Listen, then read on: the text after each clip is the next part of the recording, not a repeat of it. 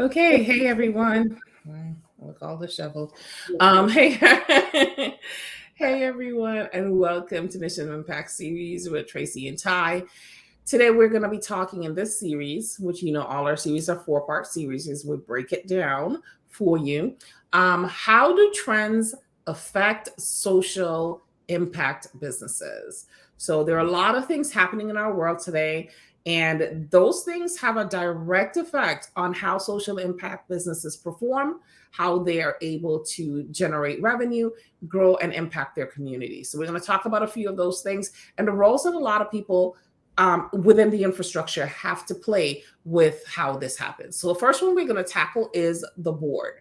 Right, we're going to talk about board members and how trends affect how board members work and all of that stuff. We'll talk about it. Then the next one we're going to talk about is donors and contributors, because in nonprofits you donate, in social enterprise you contribute. And then we're going to talk about volunteers. That's going to be interesting because that's a big thing. And then the last thing we're going to talk about, which is what everybody always wants to know about, grant makers. So how grant makers are making the decisions as to who they're going to give monies to, how much, so on and so forth. All right. So if this is your first time catching us, my name is Tracy V. Allen. I'm the owner of TVA Consulting Group, where I help change agents to design, build, and fund their social ventures so that they can live the lifestyles they desire while impacting their communities. All right, my name is Ty Boone. I'm owner of Ty Boone Enterprises. I work mostly with nonprofit organizations, helping them to get from startup and struggle to sustainability and success. I like that we're talking about board today, and trends and board. A couple of sessions ago, we talked about the fact that if you're a nonprofit organization and you don't have a board, then you don't have a nonprofit organization, because nonprofit organizations have to have boards, right? Right. In today's social climate and in everything else that's going on in the society, I think that board engagement for some has fallen off tremendously, just because people got problems. People exactly have their own things that they have to do. Not that people haven't always had their own things. It's just that because society as a whole, some of the things that we're experiencing now is weighing down on more people. It's affecting more people. What I've seen a lot of lately is that people are more in tune with things like social justice and those kind of things. And when your organization really represents a cause that they're connected to from the heart, they're more likely to stay engaged a little bit longer. But even then, you have to think about the fact that people have their issues right now. You got COVID, you got all kinds of stuff that's happening that could mean that somebody who was once engaged, they lost their off. they had to do something else. So they started their own business, right? A lot of people have started their own businesses. And now they don't have that kind of time that they once had to just be on your board and do whatever you want them to do, because they're trying to grow their own thing. Right. A lot of them will have ulterior motives, get on your board so I can level up for my own business that I just started. So you have to, not all bad things are happening, but there are some things that, because we're still on the yellow brick road, there are some things that we're not on the yellow brick. We're not doing that anymore. But there are some things that individuals have to process before they could be the kind of board members that we need for them to be. Right.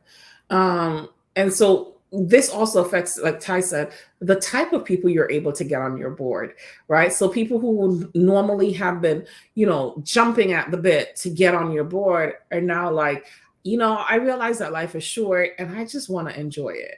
I want to go travel. I just want to spend more time with my kids. I want to spend more time with my grandkids, whoever. I want to start a business, so I really don't have the disposable time to donate to volunteering on a board, because it's not income based, right? So to volunteer to be on a board, especially if you have a board that's a working board, which is quite demanding, right? It's like having a part-time job and you're not getting paid for it. Right. So the trends that are going on right now with people wanting to work from home. So if you're still having board meetings in person, you might need to change that to I can stay in my house in my PJs and talk to you via Zoom. Right.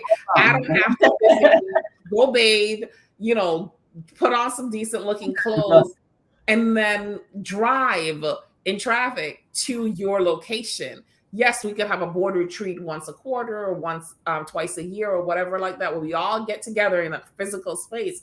But you need to have some flexibility in how you operate your business right now, your nonprofit, social enterprise, whatever it is, that you can keep your board members on. You have to be a little flexible. So for myself, I don't live in Connecticut anymore, but I sit on two boards that are in Connecticut.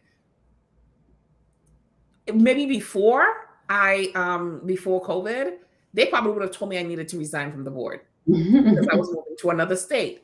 But because of COVID, nobody's getting into physical spaces. So everything is being done via Zoom.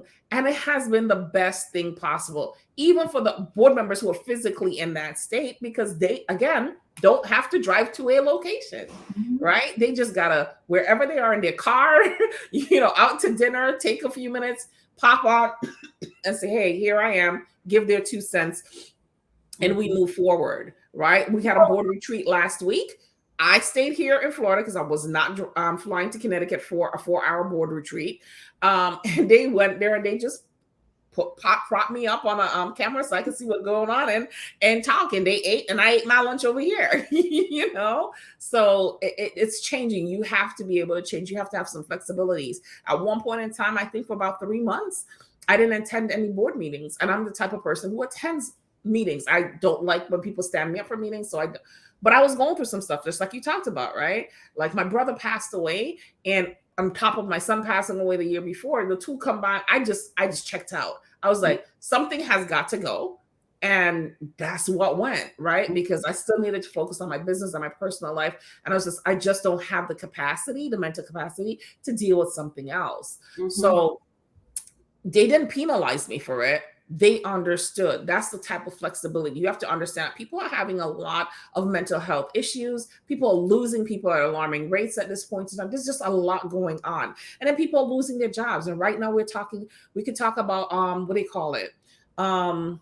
Housing insecurity, right? So a lot of people are losing their homes. They're losing their apartments. They're having to move back with family. So there's just a lot going on.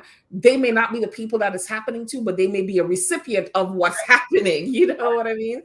So just being flexible and re-looking at your bylaws. Or make some adjustments there. Yeah. Right now everything is about convenience. What's convenience, and coming out of COVID, even when everything had to go to Zoom, even being able to have a board meeting via Zoom where I can turn my camera off, right? I don't have to put out that extra energy with the camera on, because it's just mentally, and it's a different feeling. It's such a different feeling. And I think we've talked about that. Being able to jump on Zoom and just talk to you, but not have my camera on listen, it takes the stress out of me coming to the meeting. If I always have to have my camera on, it's like I always have to be on 100. And sometimes I want to attend the meeting, but I don't want to be on 100. Sometimes I want to be on 23. But I want to hear what you have to say. Exactly. It's not that I don't want to hear you. I just don't want to physically lock eyes with you at this point in time, I had a 4-hour meeting Monday. And I was happy because I wasn't required to have my camera on, right? And I'm like, God, because if I would have had this camera, I'd probably just die right here on the here in the Zoom live, because I ain't no way. I just can't do it. Not for 4 hours. I couldn't do it. But it was a requirement. I had to be there for 4 hours, right? And I think, with your board, just being understanding of what each individual is going through, because sometimes we're leading organizations and we feel like, if I can come to the meeting, and they can, not necessarily. No. Everybody's different. Everybody has their own stuff that they have to deal with, and prioritizing your stuff, your board is not really a thing. Right. Not really at the top of my list. No matter how much I committed to it or said I would do this, when my stuff kick in, my personal stuff, then your stuff goes to the bottom. Exactly. Priorities, right? Life priorities. So those are some of the things that you need to think about. when it comes to what's happening, what's trending in our society right now when it comes to your board members. And remember too, it will also affect their abilities to fundraise as well. So to keep that in mind as well, because they can't squeeze blood from stone. Mm-hmm. So if people don't have the money to give, then they just can't get it. Yep. You know, People don't feel, you know, right asking for money if they're not Mhm. in a good financial space themselves. It's like Right. it's a mental thing, you know. But if I'm not in a good financial space, then I don't feel right asking somebody else to contribute to my organization or donate, do whatever because I'm not doing Mhm. Right. it. Exactly. Exactly. So you got to take all of those things into consideration. Really have a heart-to-heart board meeting. Find out how you can support your board members and what they need, because you don't want any of your business to be transactional. You actually want it to be emotional. Mhm. That's how you keep your board members happy, and that's how you don't have a mutinous situation. Mhm. Yeah. All right, guys. Until next time. Bye.